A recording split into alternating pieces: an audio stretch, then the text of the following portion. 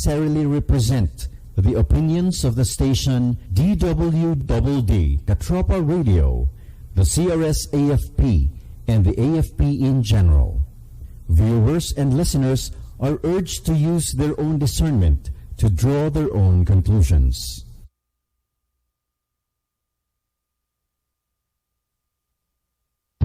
Ito ang DWDD 1134 kHz Katropa Radio. Iba tayo! Magandang hapon Pilipinas, Luzon, Visayas at Mindanao. At Happy New Year sa ating mga tagapakinig at tagapanood. At narito na muli po tayo sa linggong edisyon ng Edukasyon at Kabuhayan. At ito po ang inyong abang lingkod, si Kuya Tino, na bumabati po sa inyo ng isang napakagandang hapon at napakagandang pagsimula po ng ating bagong taon at ng bagong dekadang 2020. Ang ating oras po sa buong kapuluan ay 11 minuto po ang nakalipas ng 2:00. At kasama po natin ngayon ang ating napakasipag na technical assistant, si Ronald. At magandang umaga po, hapon sa ating lahat. Ganun din ang ating mga overseas Filipino workers. Saan man po kayo naroroon sa mga sandaling ito ay bumabati po ang Edukasyon at Kabuhayan at ang ating hukbong sangdatahang Pilipinas ay binabati din po natin ng isang napakagandang hapon po. At yung ating mga kasali po ng hukbong sangdatahan ng Pilipinas sa Visayas at Mindanao, maayong hapon po sa inyong tanan diha po sa inyong kinaroroonan at hinaot po unta na maayo ang atong pangpanglawas karon pagsugod po nato sa atong bagong tuig ng 2020, no? Sanay manatili po ang kalusugan sa atong mga katawan at manatiling maligaya po at masaya ang ating sariling mga kanya-kanyang buhay. Ganon din ang ating mga kasali ng hukbong sandatahan po ng Pilipinas sa Visayas, sa Region 8, sa Leyte and Samar. Maupay nga kulupay yung atanan, nga hinaot po unta nga di dahil iyo baga pag huruhampang, yan nga kulop. Maupay ito iyo baga pagpanlawas, nga waray gin iinda o gin babati nga baga sakit. Instead, baga naglilipay kita kay maupay natong pag sa urog han pag-abot han bag-o nga tuig 2020. Okay? So ganun din ang ating mga kasali ng hukbong sandatahan ng Pilipinas sa Luzon. Magandang hapon po muli sa inyong lahat at lalong-lalo na po ang ating mga bagong promotions, no? At binabati po natin ang ating Armed Forces, bagong Armed Forces of the Philippines Chief of Staff, si Lieutenant General Filimon T. Santos Jr. Siya po ang bagong AFP Chief of Staff po natin at sana'y ito'y medyo ito si Lieutenant General Santos kasi tinagurian po ito, dubbed as fighter of rebels, no?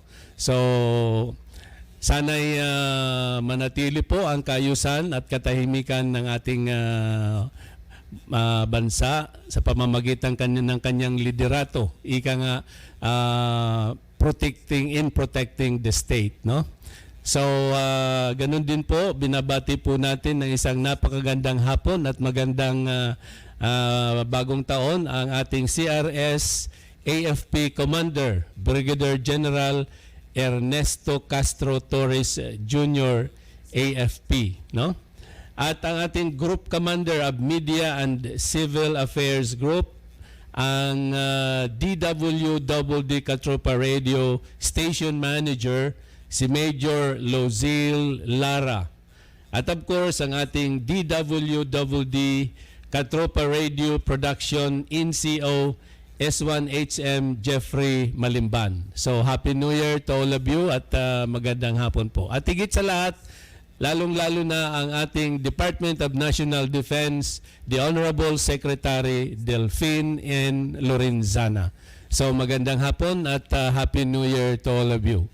At ito po ang inyong abang lingkod, si Kuya Tino, na magtataguyod po sa programang Edukasyon at Kabuhayan sa mga sandaling ito. At binabati din po natin ng Happy New Year ang ating kasamahan, si Kuya Fernan, na medyo talagang busy po siya sa kanyang mga gawain. Patuloy ang kanyang seminar sa mga sandaling dapat na narito tayo. Pero sa anumang mga pagkakataon, pag makapag-phone touch po siya, ay nakikisa po siya sa atin sa pagtaguyod po ng Edukasyon at Kabuhayan sa January 5, 2020. At sa simulain po ng ating programa sa edukasyon ay bibigyan po natin ng pansin ang mga nangyari po noong January 4, 1897. 11 of the 15 Bicol martyrs were executed in Bagumbayan. No? Ang baliktanaw po natin sa ating kasaysayan na yung noong January 4, 1897 ay 11 of the 15 Bicol martyrs were executed in Bagumbayan. Ang pangalan po ngayon sa Bagumbayan ay Luneta Park. So, 5 days after Dr. Jose Rizal was shot to death in the same place on December 30, 1898. So the 15 Bicolanos, most of them Masons, were among the first victims of Spanish cruelty under Governor General Camilo G. de la Polaviejas administration, which became extremely merciless against those if considered as traitors to Spain. Of the 15 martyrs, 4 died earlier while in exile or in prison. Those executed in Bagumbayan were the following. So ito po yung mga pangalan po ng in-execute po sa Bagumbayan. Mga ilang araw lamang po ang nakakalipas pagkatapos po ng execution ng ating national hero po si Dr. Jose Rizal. So ito po sila itinagurian na 15 martires, no? 15 mga martyrs po na in-execute po sa Bagumbayan. Few days after the execution of our national hero, Dr. Jose Rizal. So ang una po ay si Father Inocencio Herrera from Pateros, Rizal, who was the choir master in the Cathedral of Nueva Caceres, present-day Naga City. He was about 30 years old when he met his fate, no? So ang pangalawa ay si Father Severino Diaz, a native of Bulan, Sorsogon, appointed as parish priest of the Nueva Caceres Cathedral. Again, he was 45 years old when he died, no? When he was executed. Father Gabriel Prieto, parish priest of Malinaw, Albay. Then Manuel Abelia, a native of Tayabas, now Quezon, was one of the wealthiest in Bicol and one of the oldest to be executed at the age of 60. Domingo Abelia, a young surveyor who was kind-hearted and frank. Domingo, son of Manuel Abelia, was 25 years old when he was executed. Camilo Jacob, a photographer and a native of Pulangi, Albay. He was the prisoner who suffered the most torture with great fortitude. Tomas Prieto, an eminent pharmacist, well-versed in the secrets of chemistry and botany. He was 30 years old at the time of his death. Macario Valentin, an employee in the Public Works Department of Nueva Caceres. Cornelio Mercado, an employee in the Public Works also of the Department of Nueva Caceres. Mariano Melgarejo, an employee in the Public Works Department of Nueva Cáceres. Florencio Lerma from Quiapo, Manila, who went to Nueva Cáceres. He was 35 years old when he was executed. The four other martyrs were Leon Hernandez, who died of severe torture while in prison in Nueva Cáceres. Ramon Abella, exiled to a prison island in a Spanish colony in West Africa. Mariano Araña, exiled to a prison island in a Spanish colony in West Africa. And Mariano Ordinanza was sentenced to 20 years imprisonment and eventually died in prison. In their honor, a monument was erected in 1926 in Naga City. The monument is now at the Plaza 15 Martires across the San Francisco Church. So yun po mga katropa, ang 15 martires, so 15 martires who were executed ilang araw lamang po after the execution of our national hero, Dr. Jose Rizal. So remember, ang ating national hero, ang ating bayani, Dr. Jose Rizal, was executed at Bagumbayan on December 30, 1896. So on January 4, 1897, ang 15 Bicol martyrs were executed in the same place where our national hero, Dr. Jose Rizal, was executed.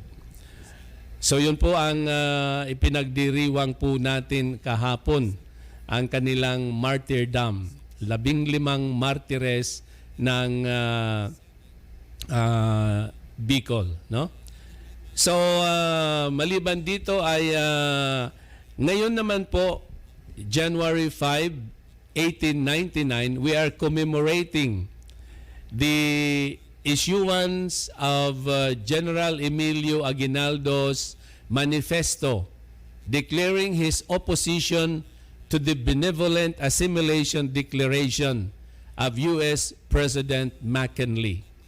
Aguinaldo declared, "I protest 1,000 times with all the energy of my soul against such authority. I solemnly declare that neither in Singapore, in Hong Kong, nor here in the Philippines did I ever agree by words or in writing to recognize the sovereignty of America in this our lovely country." Aguinaldo issued the declaration after General Otis issued his edited version of the Benevolent Assimilation Declaration, in which the American general mentioned that Aguinaldo called him, that is Otis, the military governor of the Philippine Islands.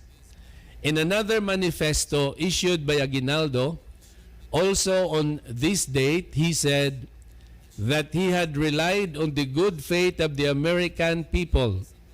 He narrated how he came back to the Philippines and told of his early relation with Admiral Dewey, who had encouraged him to start the revolution.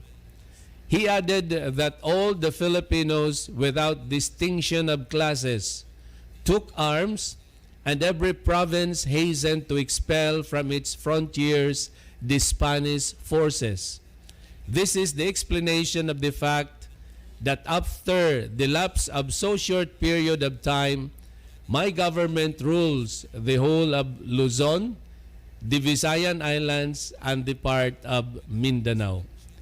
The only Filipino of any significance who at that time ever proposed annexation with the United States was Jose Maria Basa, who in one manifesto sent to Aguinaldo said that he hoped that the Philippines might be counted as another star in the great Republic of the United States.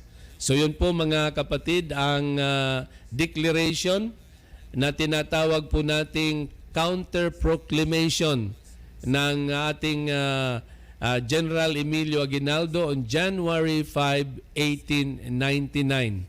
Ang counter proclamation to the Benevolent Assimilation Declaration na gusto ng presidente po ng Amerika, lalong-lalo na si US President McKinley, ang kanyang deklarasyon po, Benevolent Assimilation Declaration, ang Pilipinas ay maging kasali po ng United States of America. Subalit ang ating General Emilio Aguinaldo ay nagpalabas po ng declaration at sinabi po niya na ipinoprotesta po niya 1,000 times sa lahat ng kanyang lakas at sa lahat ng kanyang soul against such authority. Sabi niya na, I solemnly declare na kahit sa Singapore, sa Hong Kong, or dito sa Pilipinas, na nag-agree po siya sa salita or in writing upang ma-recognize ang sovereignty ng Amerika sa ating bansa. No? So, Aguinaldo issued the declaration after General Otis issued his edited version of the Benevolent Assimilation Declaration, in which the American general mentioned that Aguinaldo called him the military governor of the Philippine Islands. Okay? At bukas naman po ay pagdiriwang po natin ang anibersaryo po, January 6, 1927, ng kamatayan po ng dating Guam deportee na kapwa po natin Pilipino na si Martin Ocampo. So on January 6, 1927, Martin Ocampo, once a Guam deportee, died at San Juan de Dios Hospital. Ocampo was a prominent part in founding Philippine journalism through his position as manager and publisher of El Renacimiento and La Vanguardia. El Renacimiento started publication on September 3, 1901 up to January 17, 1910, when it was closed with the execution of the famous Worcester libel case. La Vanguardia, on the other hand, started publication when El Renacimiento closed down. It was later acquired by Alejandro Roses and converted into an independent newspaper with Pedro Añuario writing the editorials and a daughter of Ocampo on the staff. On October 30, 1908, El Renacimiento published an editorial written by Fidel A. Reyes, its city editor, titled Aves de Rapina, Birds of Prey, which denounced an American official for taking advantage of his office and exploring the resources of the country for his personal gains. Although the editorial did not mention names, Dean Conant Worcester, Secretary of the Interior for the Insular Government of the Philippines, felt he was the public official being referred to, and on January 23, 1909, filed a 100,000 pesos libel case against the following longtime owners, directors, writers, editors, and administrators of El Renacimiento and Muling Pagsilang newspapers circulated widely in the Philippines in Spanish and Tagalog respectively.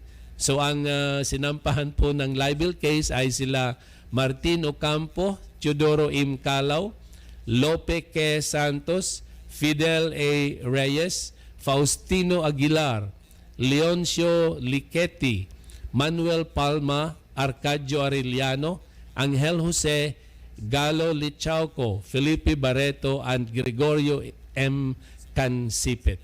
So wag po kayong aalis mga katropa at magbabalik po ang edukasyon at kabuhayan pagkalipas lamang po ng ilang paalaala.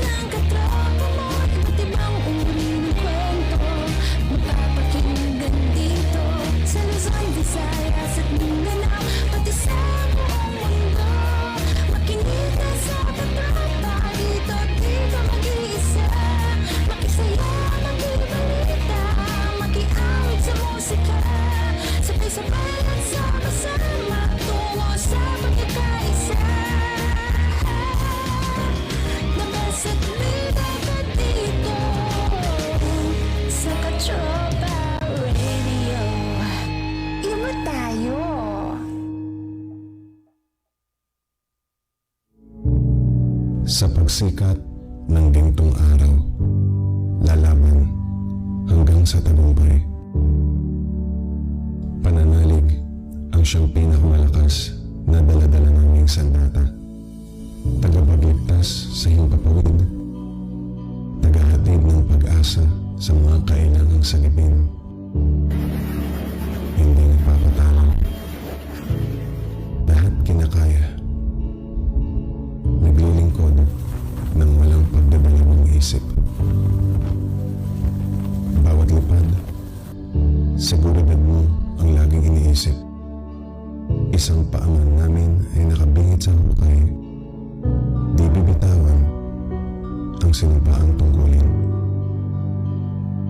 Di natatakot para sa kalayaan ng ating bayan.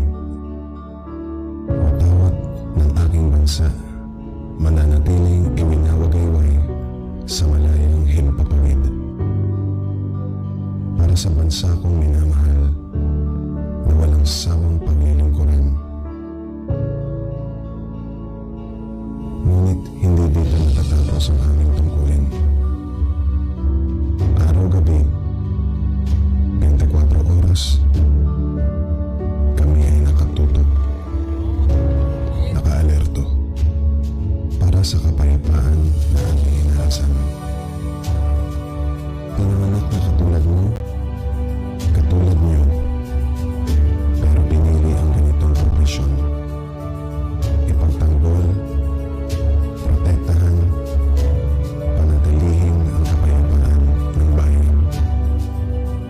Hanggang sa ibalat ng bandila ang aming mga katawan. Baon-baon ko ang pagmamahal ng ating bayan. Ipagtatanggol hanggang kamatayan. Kahit ano pa mang peligrosong daanan para sa ating kalayaan, buo ang tapang. Dasal ang aming sandata, Diyos ang aming kakampi. Hindi magpapadumali, basta kasama siya palagi.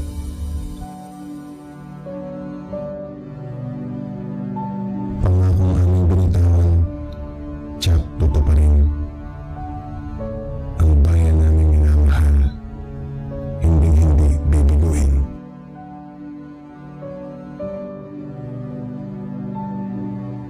Ako ay batang Pinas, nagtiis, nakaranas ng gulo at kahirapan sa bansang nabalot ng dalas. Gusto kong mailigtas, ipagpataas ang banderang kapayapaan ng tanging Agnes. Handa kami mamatay para sa ating mga bayan, pagkat ang kapayapaan ang tinatanging kayamanan. Sandalang nasa lupa, tubig, sa langit umaligid. Nagmamasid, bantay sa paligid. Paninindigan ay hindi pagilid sa hukbong himpapawid. Ako na baka hindi ko na makita ang mga mahal sa buhay, ngunit aking kinakaya. Nangako ako sa bayan, di ko papabayaan. Kahit may sugat pa, padayon lang. Mula sa likod ng makapal na ulap, ano'y nakatago, nakamasigla hanggang sumalakay. Kung merong malapit, tagapagligtas ng sa himpapawid. Maputol man ang aking mga pakpak, ay handa ko gawin ang aking sinumpaan. Basta't para sa bayan ay iaalay ko ang buhay ko para sa Pilipinas. Padayon na kahit ano man ang mga suliranin, basta sama-sama lang, walang hindi kayang gawin. Padayon lang kahit anumang pagsubok o bagyo, kung siyam na beses nandapa, 10 ulit natatayo. Padayon lang, kailan may di ba balaking sumuko. Mahal ko ang bayan ko, taos sa isip ko at puso. Padayon lang kahit anong hadlang pilit itatawid, tungkuling ay atang sa balikat ng hukbong himpapawid.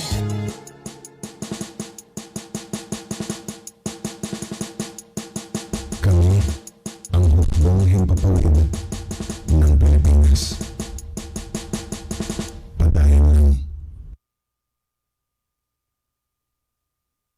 Ito ang DWWD 1134 kHz. Balita, impormasyon at musika. AM at FM pinagsama. Ito ang Katropa Radio. Iba tayo. Kayo ay nakatutok sa 1134 kHz. DWDD Katropa Radio. Iba tayo. Kami po ay kasapi ng KBP, Kapisanan ng mga Broadcaster ng Pilipinas. Ito ang DWDD 1134 kHz. Katropa Radio. Iba tayo. Magandang hapon na muli mga katropa, Luzon, Visayas at Mindanao, at Happy New Year to all of you. At bago po tayo magpatuloy ay may text po dito na message na nanggagaling po kay Kuya Jet Ramos. At ito po ay GFE Teacher Training Service and JFER Training and Development Services is coming to Pampanga this February for teachers from Pampanga and nearby areas. So basahin po natin ang kanyang mensahe. GFE and JFER's International Seminar Workshop on Action Research and Classroom Management Series will be held at the Olivas Resort in Lubao, Pampanga from February 15 to 16, 2020. So all teachers from the Pampanga Division and even from other divisions are invited to participate. This is worth 15 CPD units. So the regular seminar workshop requirement is 3,000 pesos for the early bird and 2,500 until January 31, 2020 only. So for inquiries, please contact Mr. Eduardo Teodoro B. Ramos Jr., Training Manager at 0917 648 4328 and 0928 4397 690. Visit our FB page, JFE Teacher Training Services, for more details. So, maraming salamat po. So, yun po ang mensahe po ni Kuya Jet Ramos at para sa ating mga guro po sa Pampanga and the neighboring areas of Pampanga, no? At mapunta naman po tayo sa current events ngayon ay muli binabati po natin ang ating mga bagong opisyalis po ng hukbong sandatahan po ng Pilipinas, ang assumption to office ng ating AFP Chief of Staff Lieutenant General Filimon T. Santos Jr. at ang ating CRS AFP Commander, Brigadier General Ernesto Castro Torres Jr. at ang ating Group Commander of Media and Civil Affairs Group and the DWWD Katropa Radio Station Manager si Major Lozil Lara at ang ating DWWD Katropa Radio Production NCO S1 HM Jeffrey Malimban. So magandang hapon po at congratulations po sa ating mga bagong opisyalis ng hukbong sandatahan ng Pilipinas. Okay?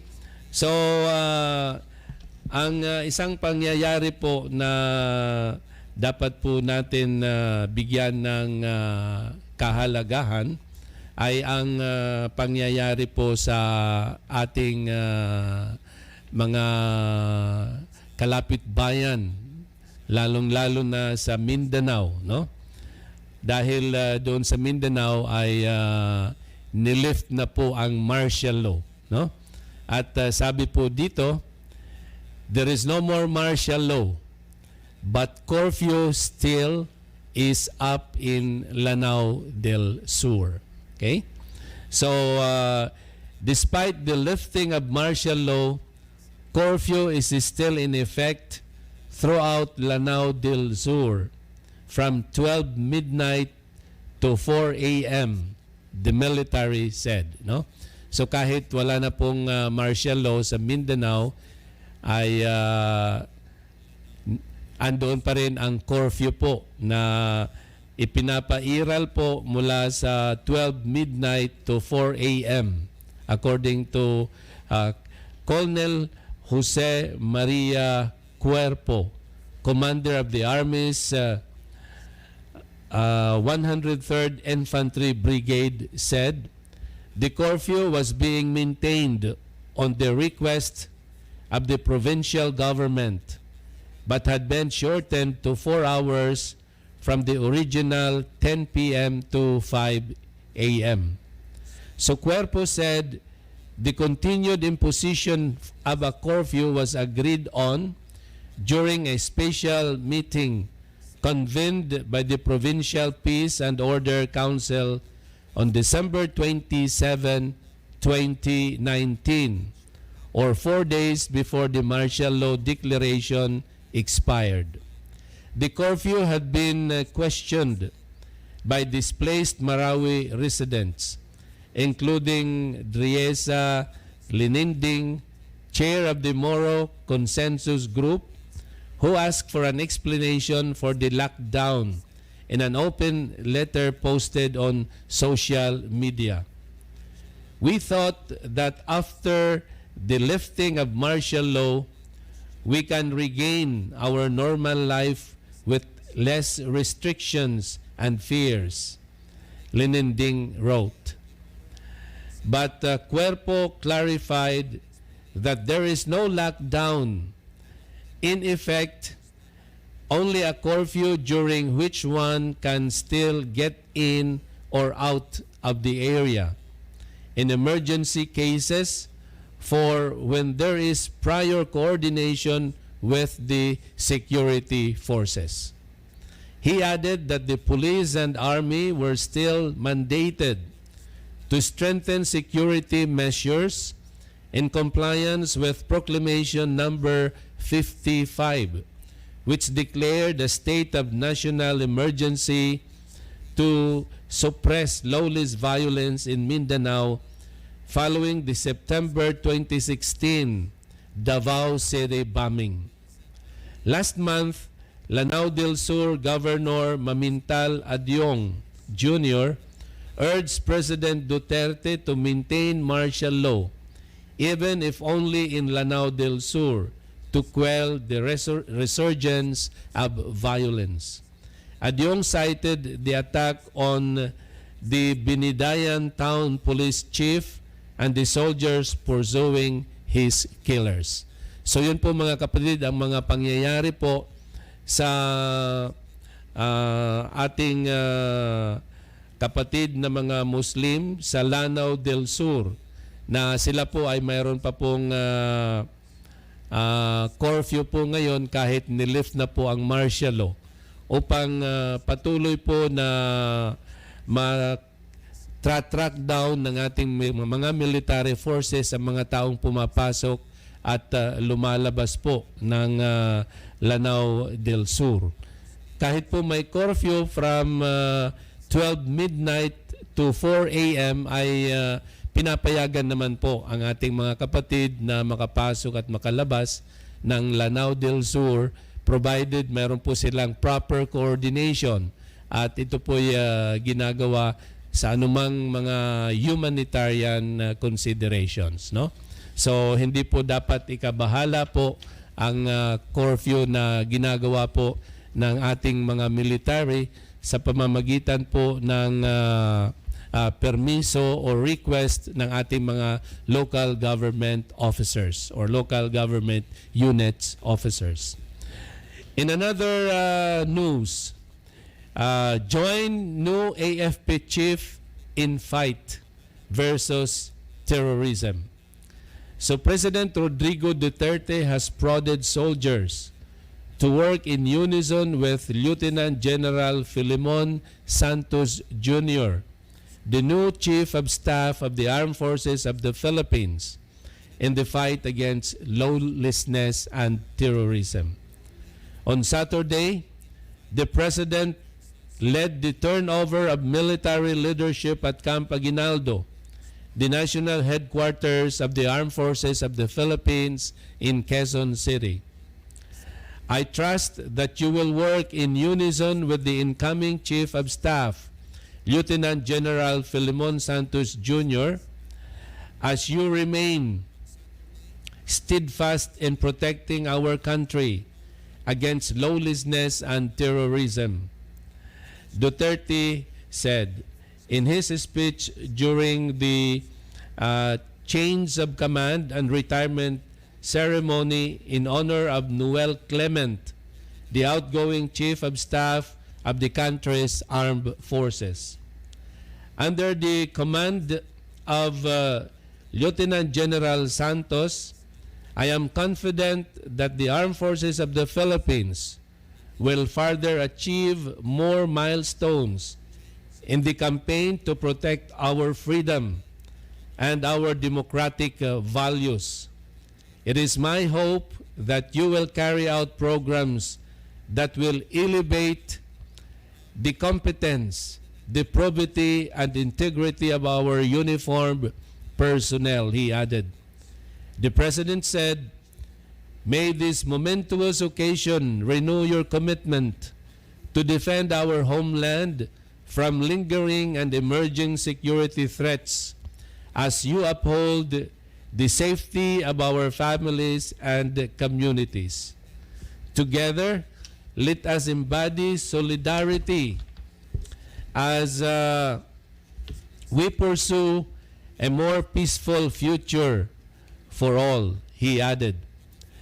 The pursuit of peace continues in southern Mindanao, where the proclamation issued by the President in 2016 declaring a state of national emergency remained even as martial law in the region expired as 2019 ended. Military rule in Mindanao lasted for 2 years and 7 months. The President declared martial law in the south after the Islamic State-linked Maute group attacked Marawi City on May 23, 2017. Congress later approved his requests for an extension. In his speech during the change of command, President Duterte said, "Be assured that this administration will always assist the men and women in the armed forces of the Philippines as we overcome the challenges we face as a nation." Also in the same speech, he described a successful Clement's tour of duty as Armed Forces of the Philippines Chief. Your stint at the helm of our military will be remembered for your principled and irreproachable leadership in fighting insurgency and securing out sovereignty, the President said. I likewise laud your spirited efforts in spearheading the humanitarian assistance and disaster response operation of the Armed Forces of the Philippines. Your faithful adherence to the military professional service inspires your troops to continue serving with valor, heroism, and selflessness, Duterte added. As he took his oath, the new Armed Forces of the Philippines leader vowed to neutralize the communist insurgency through localized peace talks under his tent. For the national peace talks that are on table, what we are doing on the ground is we are focusing on localized peace talks in various provinces. Peace talks through local chief executives who are really on the ground. Santos told reporters in a chance interview after he was sworn in. He said his primary focus under his term was to end the local armed conflict with the new People's Army, the armed wing of the Communist Party of the Philippines. To end the local armed conflict with communists, that is our focus. It's gaining ground, Santos added. We will immediately neutralize those who insist on gaining political power through armed struggle, he said in his own speech during the turnover. Santos assured that the communist insurgency would end under the Duterte administration. Not within my term, within the term of the president, we are confident we will end before the end of the president's term, he said. Santos recognized the importance of a whole nation approach in combating the new People's Army. In this whole national approach, this approach addresses the motivation and hopefully it will put an end to a treacherous life cycle, he said.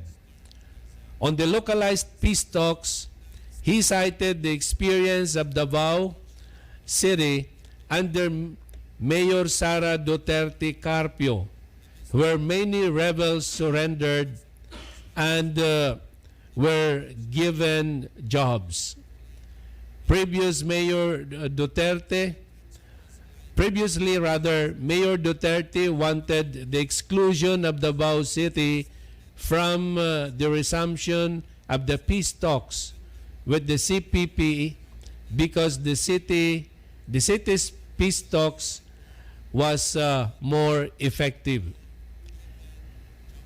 Davao's Peace 911 is a comprehensive peace-building program of the city government under its mayor, the president's daughter, Mayor Sara Duterte Carpio. The Armed Forces of the Philippines can now focus its resources, manpower, and firepower on the remaining communist terrorists, armed groups who insist on not giving up the armed struggle in spite of the goodwill being shown to them by the administration, Santos mentioned.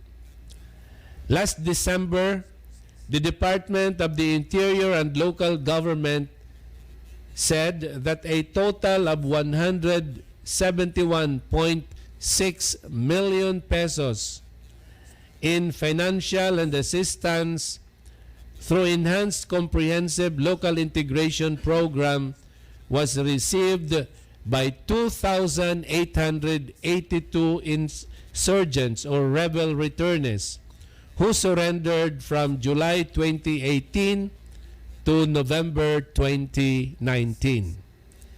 The Department of Interior and Local Government said of the total surrenderers, 2,635 former rebels received immediate assistance. So, yun po ang mga pangyayari po sa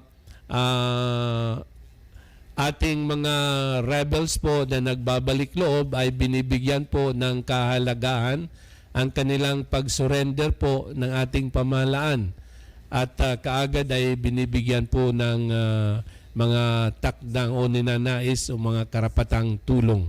So ngayon din po ay yun ang ninanais po ng ating bagong Armed Forces of the Philippines Chief of Staff, Lieutenant General Filimon T. Santos Jr., na hopefully his mission is to end the rebel or the struggle of the New People's Army or the Communist Party of the Philippines sa administrasyon ng ating mahal na Pangulong Rodrigo Roa Duterte. So ito po ang mensahe ng ating bagong AFP Chief of Staff, Lieutenant General Filimon T. Santos Jr. ng Armed Forces of the Philippines. Ang kanyang pagnanais na sa kanyang liderato ay mapuksa ang mga rebels po na ito during the administration of our President Rodrigo Roa Duterte. So yun po mga kaibigan ang turnover ceremonies po na nangyari po kahapon, na kung saan ay ang ating bagong Armed Forces of the Philippines Chief of Staff, Lieutenant General Filimon T. Santos Jr. ay nangako na during the term of office of President Rodrigo Roa Duterte ay sana mapuksa na po ang mga rebels po natin, ang Communist Party of the Philippines or ang New People's Army. Okay? So wag po kayong aalis mga katropa, at magbabalik po ang Edukasyon at Kabuhayan pagkalipas lamang po ng ilang paalaala. Ito ang DWWD 1134 kHz. Balita, impormasyon at musika. AM at FM pinagsama. Ito ang Katropa Radio. Iba tayo. Kayo ay nakatutok sa 1134 kHz. DWDD Katropa Radio. Iba tayo. Kami po ay kasapi ng KBP, kapisanan ng mga broadcaster ng Pilipinas.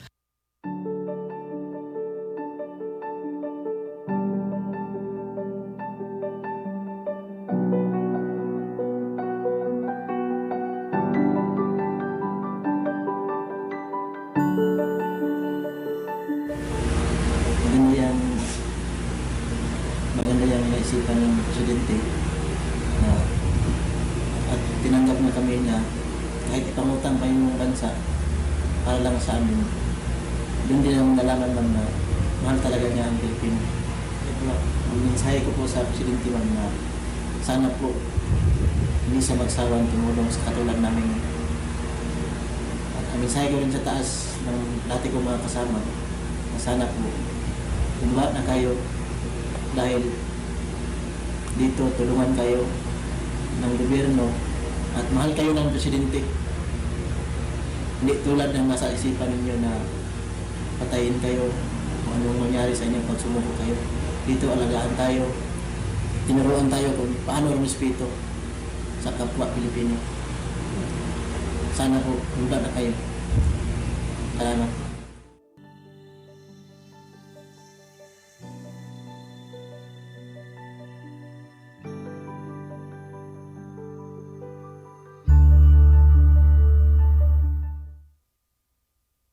Hornet 95, wind calm runway 02 right, clear to land.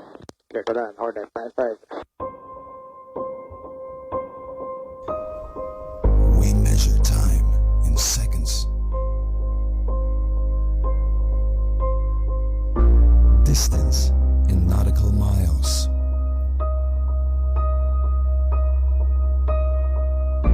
Fuel in pounds.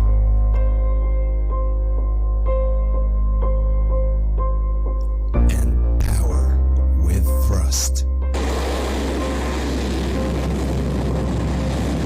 Along with the courage, dedication, and patriotism of our men and women, it is our duty to keep this country strong and sovereign. Guardians of the skies, bearers of hope, champions of peace. Pagdayon, Philippine Air Force.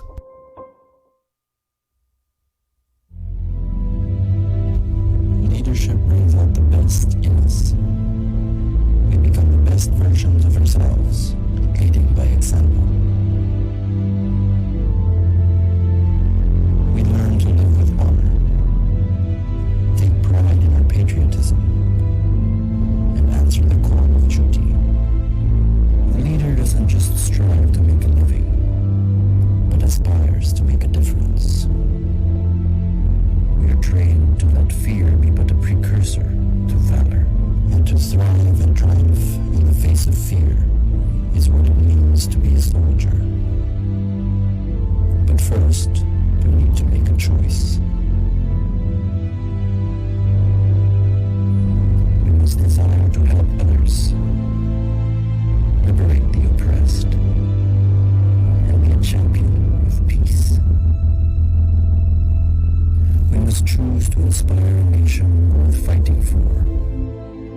It is a choice that gives a sense of purpose and lifts us to great heights. Destiny waits for no one, and the choice is yours to make. Don't wish, become.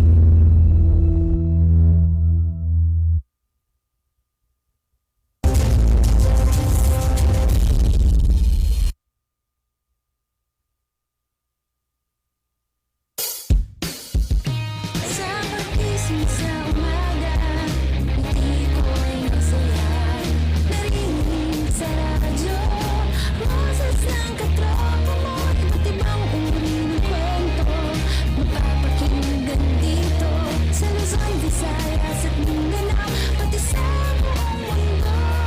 Makinig ka sa katropa, dito mag-iisa. Makisaya, mag-ibalita, makiawit sa musika. Sabay-sabay at sama-sama tungo sa pagkakaisa. The best at leader ka dito sa Katropa Radio. Iba tayo. Ito ang DWDD 1134 kHz Katropa Radio. Iba tayo!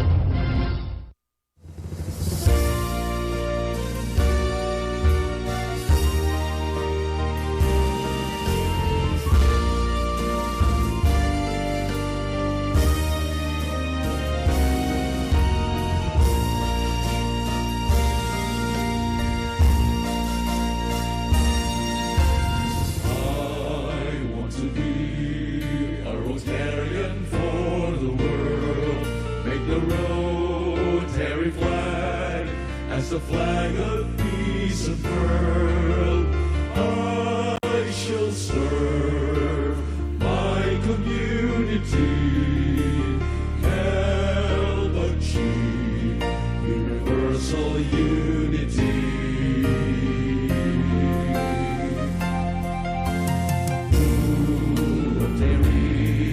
I shall dedicate my all. World understanding shall be my cherished goal. With a four-way test, I'll pursue my quest. If in my little way help attain peace in the world, I shall not have lived in vain.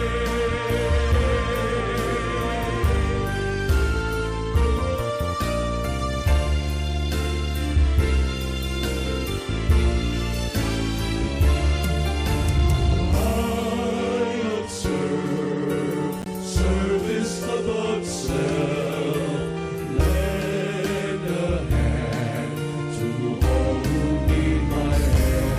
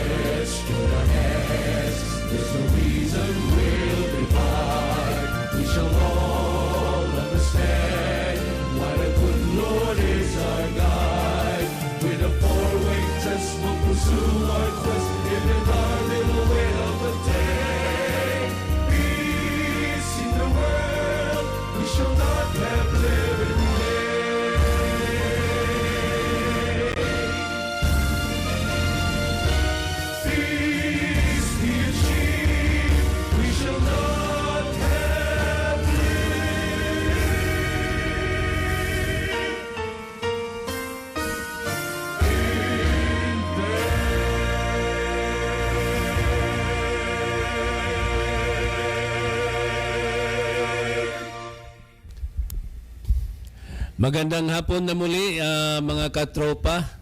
At alam naman po natin na pagpasok ng napakagandang awit ng Rotary Hymn ay yun po ay hudyat na papasok na po tayo sa ating segment ng Rotary Hour sa Edukasyon at Kabuhayan. At ang ating oras po sa mga sandaling ito sa buong kapuluan ay 8 minuto po ang nakalipas ng 3:00. At maraming salamat sa ating full technical support na binibigay po ng ating napakasipag na tumutulong sa atin linggo-linggo, si Ronald Angeles, no? At siya po ay talagang napakasipag at tingnan mo yung mga pag-flash ng mga messages natin at mga pinapanood ninyo sa on the air, sa kanyang technical know-how po yun. So congratulations po, Arnold. At mapalad po, bago po tayo magsimula ay mapalad po tayo na mayroon tayong isang host or co-host na tumutulong po sa atin. Ang ating Senior Deputy Governor po ng Rotary International District 3810. Bigyan po muna po siya ng mamaya ng ilang minutong pagbati po, pagsalubong po ng New Year sa ating kauna-unahang programa po for the new decade of 2020 sa Rotary Hour. Bago po siya ay siyempre babati po muna tayo sa ating napakasipag at huwarang gobernador po ng Rotary International District 3810, si Governor Liza Vicencio Elorde, sampon ng ating First Gentleman Johnny Elorde, ang kanilang mga anak at mga apo po na nagtataguyod sa paglilingkod sa kapwa, service above self, na tatak po ng Rotary, no? At sa lahat po ng champion presidents ng buong District 3810 ng Manila, Pasay, Cavite at Occidental Mindoro ay congratulations po sa patulong na paggawa po ng kabutihan sa ating kapwa at nang walang humpay po na pakikibaka at pagtataguyod po sa paglilingkod sa kapwa. Magandang hapon po at Happy New Year. At ngayon ay bibigay na po natin ang microphone sa ating Senior Deputy Governor ng Rotary International District 3810, SDG Ramil Rojas. Take it away. Thank you, President Bal. Likewise, Happy New Year sa iyo at Happy Three Kings na rin. Oh, no? Bukas. Ay, ngayon, Sunday. Oo. Yes, this is our first edition in this year, taong 2020. Gusto ko pong bumati sa mga Rotarian ng District 3810. Higit sa lahat sa mga presidente na gumagawa ng kanilang media report, President Bal. Para sa kaalaman ng lahat, ito pong media report ay ito po yung paggawa ng mga pag-assess ng kanilang mga naitulong sa iba't ibang tao sa loob ng 6 na buwan from June to December. At nagkakaroon po kami ng pagpupulong or isang activity para po i-showcase ang mga nagawa ng mga champion president. Anyway, binabati ko po ang of course ang aking mahal na asawa na sabi niya manunood siya. Isang magandang hapon at sa iyo rin, President Bal, isang magandang hapon sa iyo. Okay, maraming salamat SDG. At binabati po natin ang ating mga kapwa champion presidents po ng isang napakagandang hapon at Happy New Year at sa kanilang paggawa po ng media report. Special mention po kay Champion President Jen Moreno, SDG Elvira Gan, si nanonood ba yung mga yan ngayon? for sure, President Bal, nanonood yan live sa atin. Oo, President Bal. si SDG LV, nagsabi nga siya na kung pwede siya ma-on board. Sabi ko, SDG, nasa iyo lamang po yun. No? Anytime you are free, you are welcome. At of course, ang aking masipag na sekretarya po ng Rotary Club of Manila, Fort Santiago, na tumutulong at ngayon ay gumagawa ng PowerPoint presentation para sa media report po sa nagagawin po ng Rotary International District 3810. Of course, ang very active din po na champion president si Cindy Ramos at ang ating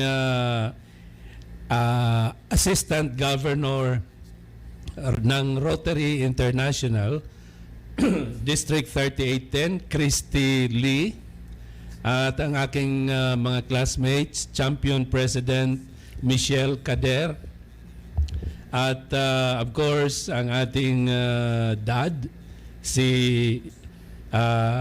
Julia Gonzales Mir, at other champion presidents, Josefina Garces Bauer, Ana Villegas, of course si MC. Maraming salamat. Kagabi naghahanap ako ng form, si MC kayo ni MC ang sa akin nakatulong, no? Of course si Olive ng RC Manila JP Laurel, at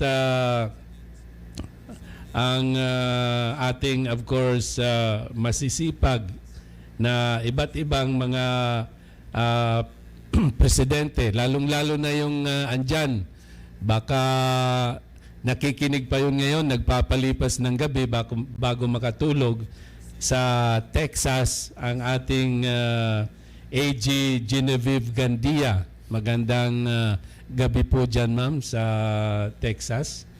At of course, ang very successful pa lamang galing sa kanilang mission sa Occidental Mindoro, sa Sablayan, si SDG Girly Chu at ang kanyang husband na my classmate. Sino nga yung... Si Winston, President Winston. Oh, si Winston. Of the Rotary Club. Champion Winston Chu. At of course, ang ating mga ang tumulong sa atin sa pagbigay ng iba't ibang mga proyekto, lalong-lalo na sa mga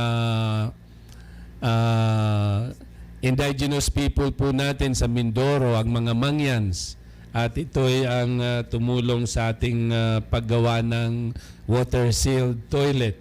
Ang ating Rotary Champion President Christine Junicio, si Lots Digea Eremedio, ang another classmate Carlson Yap, at of course ang ating matulungin na Korean Champion President ng COPIL, si Champion President Matthew Joseph Oiching. At ito po ay napakaganda ng proyekto po nilang fire volunteers, dahil meron na po silang mga robots ngayon na mga fire personnel na kahit pag may sunog hindi kakayanin ng tao. Actually, President Bal, ang Rotary Club of Raha Sulaiman ay isa sa talagang kilalang organization or Rotary clubs when it comes to disaster management or disaster rescue equipment, ano? Makikita mo yan, ang dami talaga nilang mga equipment sa nilang head office. So iba't ibang clubs, merong mga iba't ibang focus. Of course, my other classmate Walter Buenaventura, ang ating champion president, mate James Jimenez, na hindi lamang isang champion president ng Rotary International, subalit siya ay naglilingkod din bilang isang kawani ng gobyerno. At of course, ang napakasipag si Essie Ortiz Villaveto, Champion President Essie, at ang ating another Champion President, Connie, at si Christopher de la Cruz, at si Dennis Eusebio ng Cavite, si Bobby Miralles, Elia Manalang, Maria Brelia, at of course si Cheska Aquin and Boots Lianyo, and ang ating magaling sumayaw at kumanta, Dali Maistiki Cater, no? At of course ang napakamatulungin, Champion President Catalina Bagsik, at ang iba't ibang mga champion presidents po. Mamaya na mababanggit po natin ang iba't ibang ang kanilang mga pangalan dahil sa pagpapatuloy po natin ng programa. Ang aking champion president from Cavite, at may bagong club ito, ang Rotary Club of Tagaytay, si Lynette Fidel Espinelli. At of course, ang napakasipag na Chief of Staff ng Rotary International District 3810, Miss Maribel Anabo Chua, na siya yung punong abala sa binitbit ko yung dalawang balikbayan boxes ng sa bahay niya. Talagang napakasipag niya si Bella. Sila po ang nagbabalot doon. At of course, si Egay, Champ President Egay ng Cavite, at iba't ibang mga aktibong ang aking isang classmate, si Mate Joan Malitaw. So binabati po natin sila ng isang napakagandang hapon at napakagandang pagpasok ng bagong dekada 2020. Naway patuloy na medyo bigyan ng mabuting kalusugan magandang negosyo. Magandang negosyo at happy family. At sabi nga nila, kailangan magandang negosyo para makapag-rotary. Para marami pang matulungan. Tama. Sa paglilingkod sa bayan, no? Through a social organization like the Rotary International. Alam mo, SDG, maraming nagtatanong, ano baga ang object daw ng Rotary, no? Ito'y tinatanong nila. May nagkwento kasi tayo for the past several months since August 25, if I'm not mistaken. So August, September, October, November, December. At ngayon, hopefully, this is our 6th month sa pagkakaroon ng Rotary Hour episode or Rotary Hour sequel or section ng Edukasyon at Kabuhayan. At yung iba nga nag-email at nag-text, please explain ano daw ang object ng Rotary. So ito ngayon ay tatalakayin po natin sa Rotary Hour kung ano baga ang object ng Rotary, no? So the object of Rotary is to encourage and foster the ideal of service as a basis of worthy enterprise, and in particular to encourage and foster the following. Okay? So number 1, the development of acquaintance as an opportunity for service, no? So sa pamamagitan ng mga bagong kaibigan ay nagkakaroon ng malawak pa na paglilingkod, di ba? Sabi nga nila is network of friends within Rotary. So through your network of friends, dahil iba-iba ang specialization, kagaya mo, SDG, napakarami kang matutulungan dahil nasa printing ka. Ang specialization mo sa pagprinta ng mga t-shirts, pagprinta ng mga posters, yun ay malaking tulong sa mga Rotarians, no? The same way, President Bal, ikaw ay isa ka ring nasa Rotarian na nasa academe, no? So, likewise, marami ka ring pwedeng i-share sa kanila. Katulad na lang ng pagpunta natin doon sa Mangyan. One of your in-advocate mo talaga na itong mga Mangyan, ang talagang makakatulong sa kanila ay talagang edukasyon. At hindi naman talaga tayo. Kailangan. So, yun, ipagpapatuloy natin yun. So, yun ang una, no? Ang unang object ng Rotary ay the development of acquaintance as an opportunity for service. So sa pamamagitan ng pagkakaibigan ay nagtutulong-tulong upang nagkukumpuni upang makapaglingkod. Kasi di ba ito naman ang foundation ng Rotary ay magkakaibigan ang founder ng Rotary International na nagkita-kita lamang po sila. Then after that ay nagkaroon na ng ikang unison na makatulong po sila sa kapwa. Ang pangalawa ay high ethical standards in business and professions. The recognition of the worthiness of all useful occupations and the dignifying of its Rotarians' occupation as an opportunity to serve society. Okay?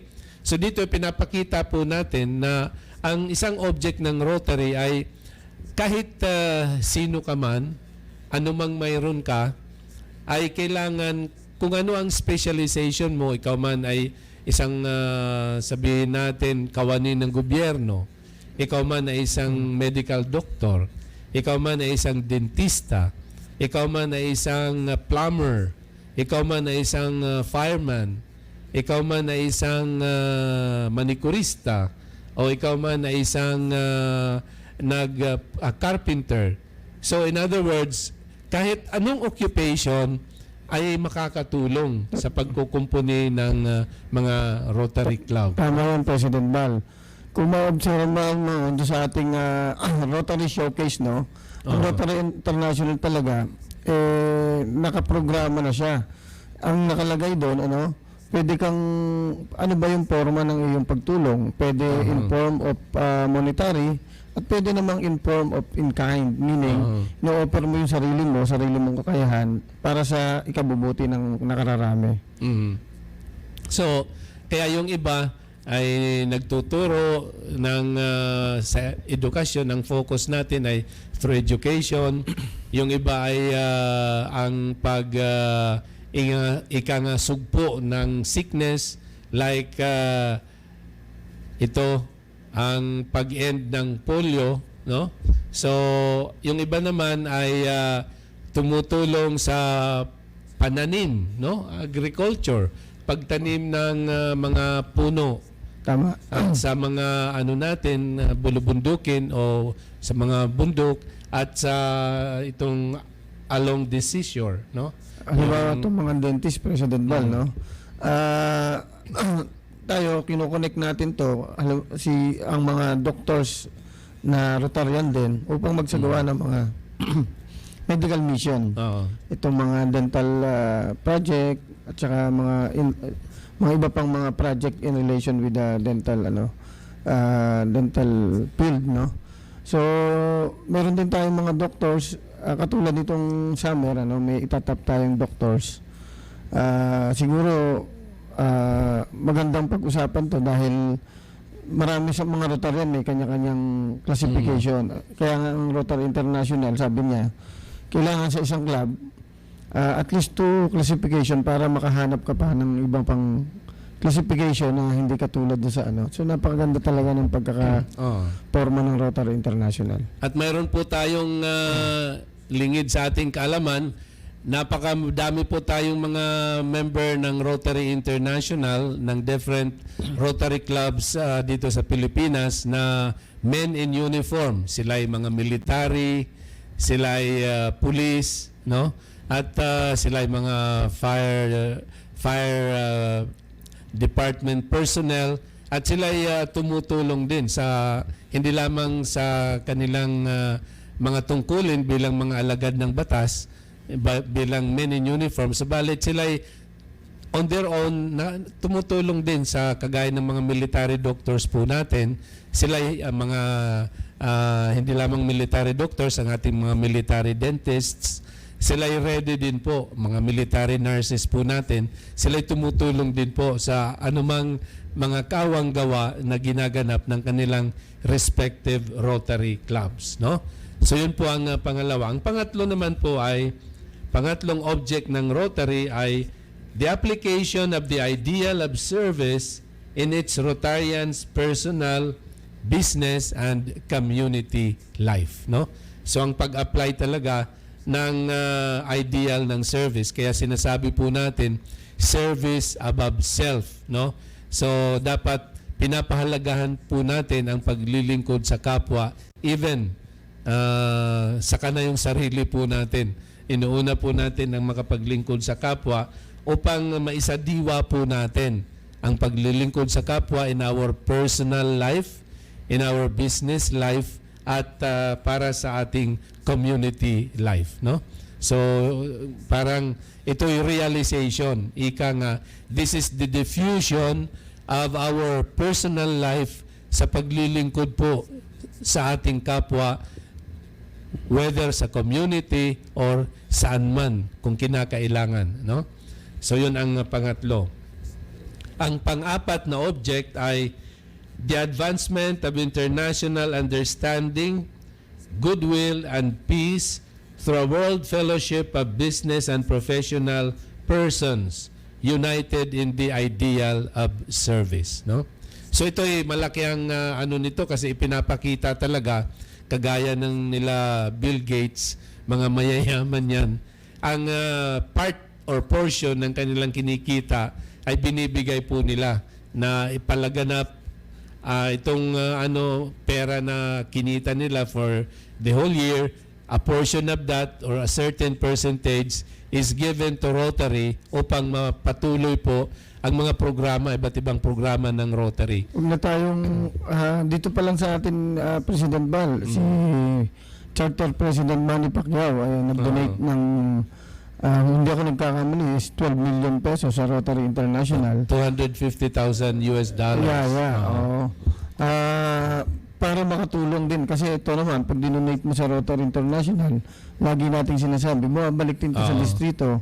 At yung district naman natin, pinamamahagi sa different Rotary clubs. Tinutulungan din para bumabalik din sa project. Yes, President Bal. So yun po ang mga, sana yung mga nag-text at nag-email po sa atin na nangangailangan kung ano ang object ng Rotary, sana we answered your texts, we answered your emails. So yun po ang object ng Rotary, no? Ulitin ko po, number 1, the development of acquaintance as an opportunity for service. Number 2, high ethical standards in business and professions, the recognition of the worthiness of all useful occupations, and the dignifying of its Rotarians' occupation as an opportunity to serve society. And number 3, the application of the ideal of service in its Rotarians' personal, business, and community life. And number 4, the advancement of international understanding, goodwill, and peace through a world fellowship of business and professional persons united in the ideal of service.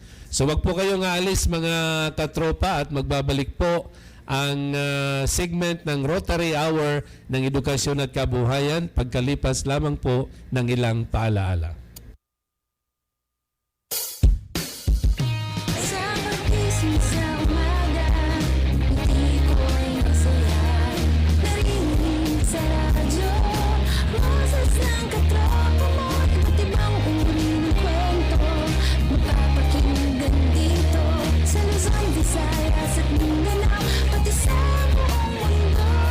Makinig ka sa katropa, dito di ka mag-iisa.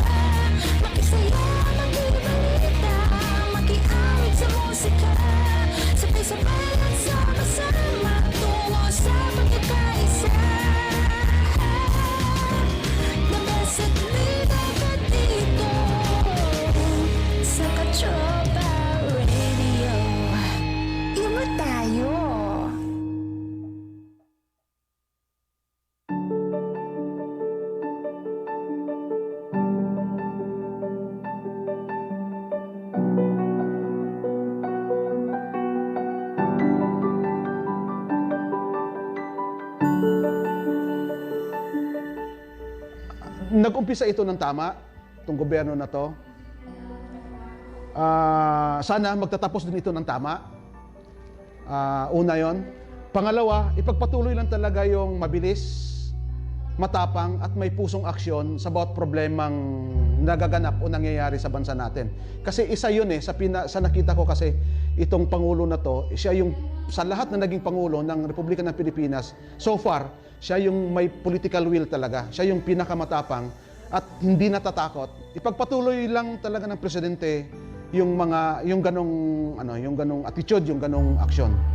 So, yun, siyempre, sana humaba pa of course yung buhay niya. Tapos ma-provide pa rin niya, may pagpatuloy niya yung magandang leadership no, sa bansa natin.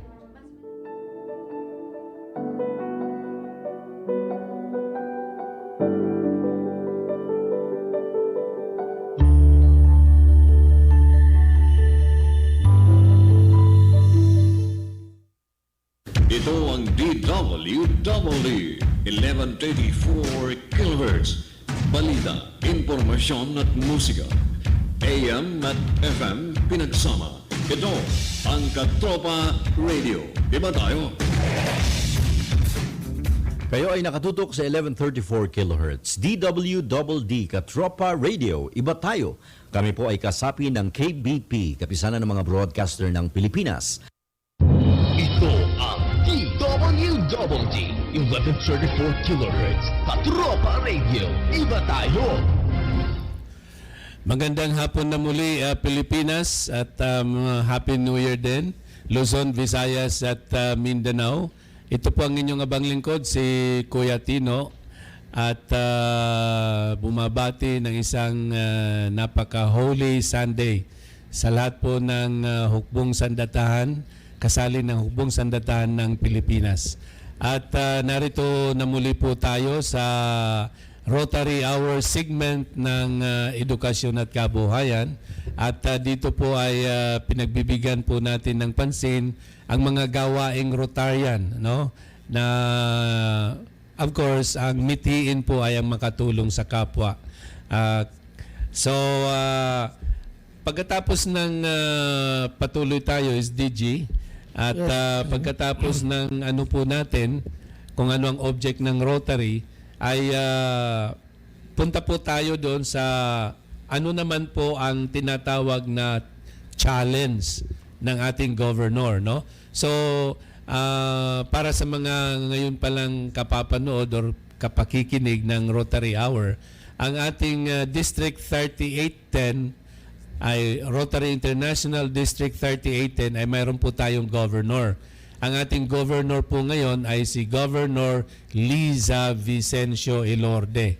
At ang nasasakupan po ng District 3810 ay ang Rotary Clubs ng Manila, Rotary Clubs ng Cavite, Rotary Clubs po ng Mindoro Occidental at Rotary Clubs ng Pasay.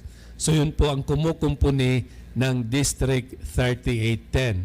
At mula nung maging governor po since July 1, 2019, ang ating mahal na gobernadora ng Rotary International District 3810, si Governor Liza V. Elorde, meron din po siyang 12 rounds of Governor's Challenge. Alam naman po natin na si Gov. Liza ay nasa pamilya ng mga boksingero. Elorde. Ang boxing may 12 rounds, di ba? Makikita mo yung influence talaga, no? Even the name of the president, champion. Champion president. At mayroon siyang 12 rounds of Governor's Challenge. Ang impluwensya ng kanyang negosyo. At kung saan nanggaling yung talaga niya. Pagtulong niya. So ang una ay a moderate increase in ang 12 rounds challenge. Ang unang challenge po niya ay a moderate increase in membership of 10%. No? So lahat ng champion presidents ay binibigyan po niya ng challenge na within 1 year sa kanilang panunungkulan as champion president ay magkaroon naman lamang ng 10% increase sa membership. Tama yan, President Mal. Like for example, kung 20 20 members, you have 20 members. So at least 10% of that is to 2. So kung sumakita ni Governor at the end of the year, may 22 members ka. Okay. Pangalawa ay sana ang Rotary Club, ang second challenge po niya ay a charter strength of 20 members. Yes. Again, kung ayan yung pangalawa naman yan, kasi nga sa district natin, may mga Rotary Clubs na below 20. So, ang gusto sana ni Governor Lisa, bago matapos yung taon or within the term of the President, may itaas niya yung antas ng membership. Kailangan at least nasa membership strength ka na 20 members. So, basically, ang niya, minimum challenge ay magkaroon ng bawat club ng 20 members. Dahil President Bal, nung mag-apply ka sa Rotary International, ang charter members mo na isinagmit ay 20 members. Okay. So, yun parang po. back to basic lang. Back to basic. Kasi pag in 20 members, of course, there is strength, no? So, ang pangatlong challenge ay the club must achieve a TRF annual fund contribution of $100 per capita. No? Yes, President Bal. Yan naman, yan yung binibigyan natin sa Rotary International. Like for example, in your case, halimbawa, 20 members kayo, may isang member o ikaw, in particular, nag-Polaris ka, i-divide mo lang sa number of members. So, kailangan, kung 20 members kayo, kailangan may dalawang nag-Polaris, something like that. So, kung i-divide mo yun sa per number of person, yun yung tinatawag na per capita. Per capita, Okay. Pang-apat, a 5% increase of your latest TRF contribution or minimum of $1,000, $1,000, whichever is greater. No? Yes, President Bal. Halimbawa, yung Rotary Club of Manila Metro nag-donate last year ng let's say $5,000 US. So kailangan 5%, mas mahigitan niya ng 5% yun. Something like that. Okay. So, accomplish the presidential citation. So, ano ang presidential citation? Ang presidential citation, yan yung mga challenge naman na coming from Rotary International. Madali lang yung President Bal. Kaya lang, during our term, old school kami. Form yung binibigay ng RI, then pinipila pa namin, sinasign naman ng governor. Checkan mo lang yun, then sisend yung through mail sa Rotary International. But now, hindi na pwede. Kasi advancement ng technology. Because of the technology, ang pagkakaintindi ko dyan, hindi mo siya pwedeng dayain. Meaning, hindi naman dayain, as a man of word. Ibig sabihin, hindi mo pwedeng i-advance, hindi mo pwedeng fill upan siya hanggat di mo pa nagagawa yung project. Kailangan kasi ngayon, may Rotary Showcase tayo. So, magagalaw lang siya base dun sa ipinasok mo sa Rotary Showcase.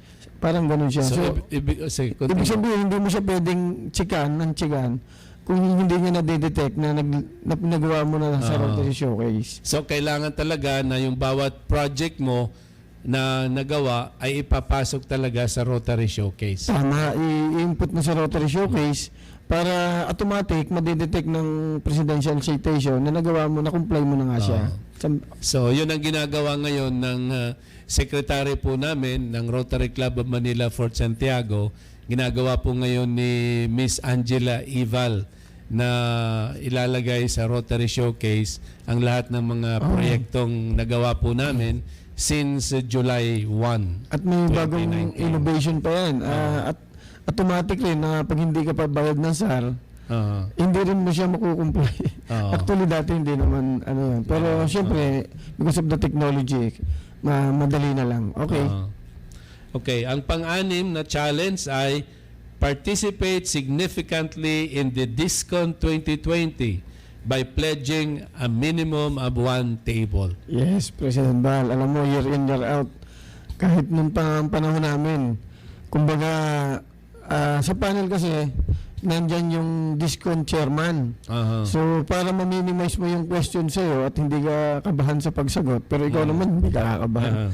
Pero yung for the others, ayaw yung matanong kayo, sabihin mo na ilan ba yung commitment mo sa Discon. Para hindi ka natatanungin ng chairman ng... Isang table lang. Sabihin mo agad sa table. 10 people, 10 participants. That's correct, President Val. Then number 7 challenge is organizing at least one new club. Yan. President Val, medyo challenging talaga yan. Kasi talagang mahirap mag-charter ng new club. Pero pag nakapag-charter ka naman, maganda rin kasi you will receive a lot of recognition from the district naman. So kailangan talaga na magawa ang challenge number 7 na isa sa pinakamabigat na challenge sa ating mga champion president na hinihingi ng ating governor. Then number 8, register at least 2 delegates to the Hawaii International Convention. Yan, President Val. Ang ating convention this year is Hawaii, ano? Hawaii. At maraming nagkakaroon ng misinterpretation diyan. Basta pupunta lang sa convention, akala nila yun na yun, no? Para makakomply diyan, kailangan nila mag-register. May registration fee kasi yan para makapasok ka sa loob ng convention. Yung iba kasi pupunta lang ng Hawaii. Tapos hindi naman nagre-register. So, for you to be qualified, kailangan registered participants. Okay. Then number 9 challenge is 100% subscription to the Philippine Rotary Magazine. Yes, President Val. Isa rin yan sa challenge kasi sabi nga natin, kung ang technology ay nagbabago, pati ang ruling ng Philippine Rotary Magazine, ano? Kasi sila, pwede na rin silang mag-suspend, President Val, kung hindi ka nagbabayad. Pero hindi kasing bigat ng suspension ng RI. Ang mga suspension lang nila, hindi mo magagalaw yung portal mo. Something like that. Kahit anong galaw mo, hindi siya magalaw. Parang, tapos hindi activate yung yung access mo sa RI. Ganun ang sila So, ang lang naman ito, yung July 1st members mo, yun ang basehan dyan. Okay. Then number 10 challenge is organizing a project during the United Nations Day. Yan. Yung blue team, pasok na pasok dyan kasi nanalo pa nga tayo sa sayaw. Pwede yun, yung pagsali sa UN dance contest, pasok na tayo dyan. At saka yung mga iba pang ginawa ng ating mga champion president in relation with the UN celebration. Okay. Then number 11, recruiting a young professional or doing a project with our youth. Yan, pasok na pasok din kayo dyan. Kasi ang Rotary Club of Manila Port Santiago, knowing na nag-invite kayo ng mga young professional sa Rotary.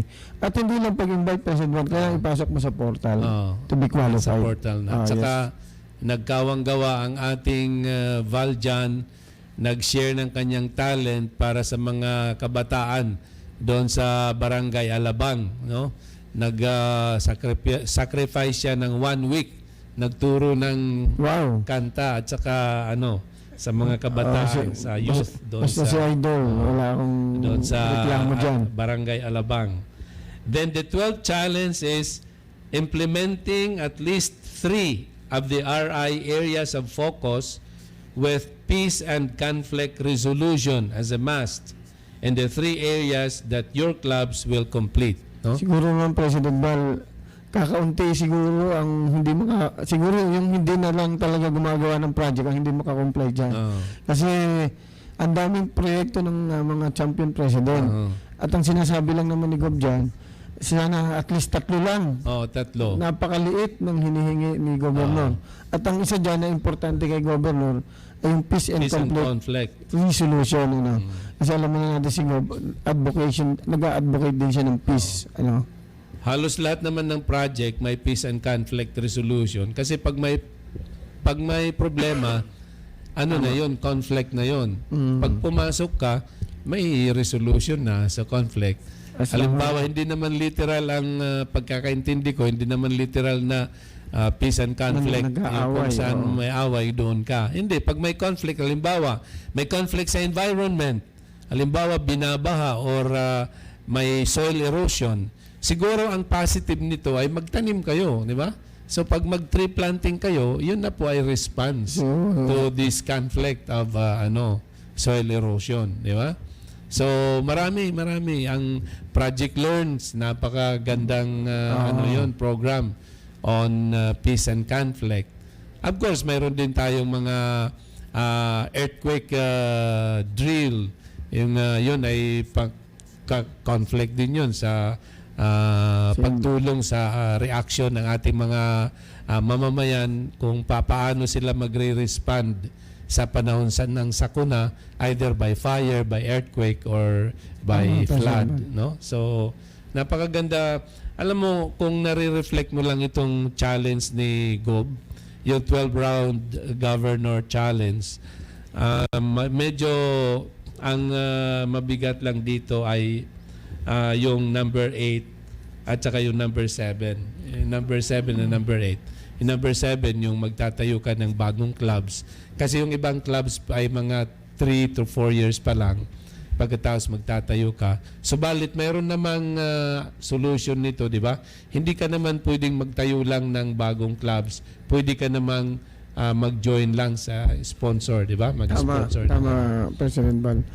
Actually, kaya naman niya nilalagay yan kasi part of the challenge naman ng Rotary International, may RI President, is to increase the members din naman within the one. So, kailangan gumawa rin ng hakbangin ang ating governor para makomply din niya yung challenge sa kanya ng RI. So, pero hindi naman niya strictly ini-impose yan. Actually, nag-usap kami ni Gob, at least 10 clubs lang na mga charter niya, happy na raw siya. Para sa kaalaman mo, President Bal, ako rin kasi yung co-chair ng extension. So, wino-work out talaga namin. Sana yung sa'yo, President Bal, matrabaho natin, President Bal. Okay, so yun po mga katropa, ang 12 rounds of Governor's Challenge po ng Rotary International District 3810 ngayong Rotary Year 2019 to 2020, no? So kung mayroon tayong 12 rounds of Governor's Challenge, mayroon din naman po tayong 12 district goals, no? So ano ang ninanais na magawa ng ating District 3810 sa Rotary Year 2019 and 2020, no? So yung una po ay have a great Rotary year in service and fellowship by exemplifying the true character of a Rotarian, depicting the marks of a champion in words and deeds, no? Wow, lalim ng... So kailangan ang ating buhay ay exemplary in words and deeds sa pagtulong sa kapwa. Pangalawa, have clubs attained a charter strength of 20 members by March 31, 2020 and an increased membership by at least 10% with retention rate of 85%, no? So, magi-increase ka ng 10% pero may retention rate of course by 85%. President Bal, kasi nga marami kasing clubs na yung iba nag-a-add ng ang gusto kasi ni Gob talaga pagka inindak mo yung members, immediately makikita niya sa portal kasi yung iba iniindak nila, no? Tapos nalilate yung paglagay sa portal. Okay. Importante yan para kay Governor. Okay. Have an attendance of 1,000 Rotarians for the DESCON 2020. Ito madali ito eh. Oo. Ilan ng champion president, tag 10 lang. Kung per more than club. 20 tayo, tag 10 people per club, kayang-kaya. Kaya nga ini-encourage niya na at least one table. Kaya naintindihan mo na. Okay. Have at least 150 Rotarians or more to attend the 2020 Rotary International Convention in Hawaii, no? Sana medyo marami ang tumugon nito at makapunta po sa Hawaii. Then have at least 70% of the clubs attain the Rotary citation and 50% of the clubs attain the Rotary citation with presidential distinction of Rotary International President Mark Maloney. Yan yung sinasabi ko na challenge naman ng Rotary International. At talagang yan, makatotohanan na yan kasi kaya nga i-encourage lagi ni Gob, ipasok nyo sa Rotary Showcase kasi ang presidential citation, dinedetect niya kung nakakomply ka doon sa presidente. Magkarugtong sila eh. Hindi na katulad dati. Kala ko sinong dati, chechikan mo lang. So, hindi pala ganun. Magkakulit Ngayon, sila. with evidence and with pictures, dahil sa advancement nga ng technology, nakakatulong na sa reporting at sa monitoring. Tama ka dyan, President Val. Then have an annual programs fund contribution to the TRF of at least $300,000 and a per capita of $100. No? So kung ilan ng members natin, sana per capita $100. I think yung 300 attainable. Sa tingin ko lang kay Gob attainable. Marami nang actually na-attain na niya yan at tingin ko may hinihintay pa siya isang malaking dyan. The number 7, have clubs complete 3 service projects falling under the 6 areas of focus with emphasis on peace and conflict resolution. So sinabi na natin ito kanina. No question na tayo dyan. The number 8, have to undertake a significant public image campaign project in the community about the good the Rotary is doing in the world and the partnership of the United Nations with the Rotary International. Parang alam ko na kung sinong labang magaling dyan, President Bal eh. Oo nga eh. Ayaw ko na sabihin, baka sabihin nag-ano ka. Nag-ano nga tayo ng sariling bangko. The number 9, have a 100% subscription to the Philippine Rotary Magazine. May naman ng per club subscription ito. Masipag pati yung ating chair dyan, si President Ellen Landicho. SDG, Ellen Landicho. The number 10, have to organize at least 10 new Rotary clubs and 5 new Rotaract or Interact clubs. Ang Rotaract, sobra na ata. So far, na-attain na yung Rotaract, attain na. Ang Interclub siguro. Yung Rotary naman, ang alam ko nasa 5 na siya. Chartered, naghihintay pa siya ng iba. Okay. Then have clubs fully comply with the paperless use of club reporting through the Rotary Club Central and the district website. Alam mo, President Bang, napakaswerte nyo. Alam mo, nung aming term namin, old school. Ang kapal nung aming, alam mo itong mid-year, hindi nga ako nakapag-Christmas at New Year. Totoo lang. Totoo yun, President Bang. Sinusulat talaga, no? Hard copy talaga, 3 kopya. Siguro mga 500 pieces na colored pictures. Iko-compile mo, tatlong ganun ang sinagmit namin. Kayo paperless, sorry to showcase lang, okay na. So we have to thank to the 4th Industrial Revolution, paggamit po ng advancement ng technology. At ang 12 is, have to achieve friendly relations with everyone in the district and practice the true meaning of the 4-way test. Abang maganda yan. Ito naman talaga. No comment muna tayo. Ginagawa naman talaga ito. Yan naman talagang camaraderie, ang medyo pagkakaisa. At kung mayroon mang mga problema, ay napag-uusapan naman po yun. Personal naman yun. Tama yan, President Bal. Yun nga, to err is human, to forgive is divine, no?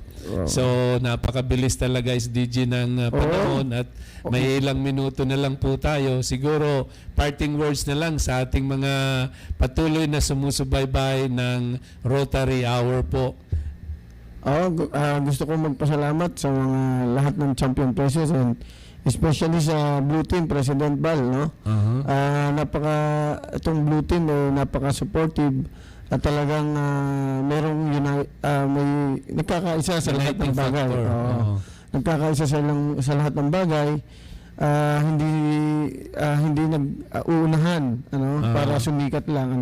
So yun naman ang gusto ng Rotary International at saka ng ating governor na si Lisa Ilorde.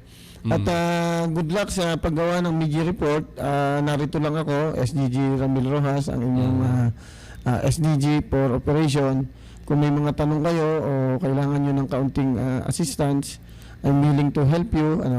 At magkita-kita tayo sa Boracay. Huwag nyo lang kalimutan, 6 minutes, hindi baling below yung 6 minutes.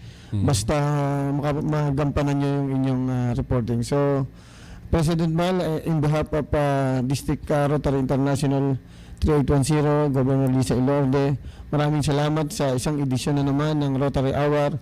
At of course, DWD sa another segment ng District 3810 Rotary Hour, President Bal. Okay, maraming salamat Senior Deputy Governor Ramil Rojas sa inyong pakiisa sa linggong edisyon ng Edukasyon at Kabuhayan sa segment po ng Rotary Hour.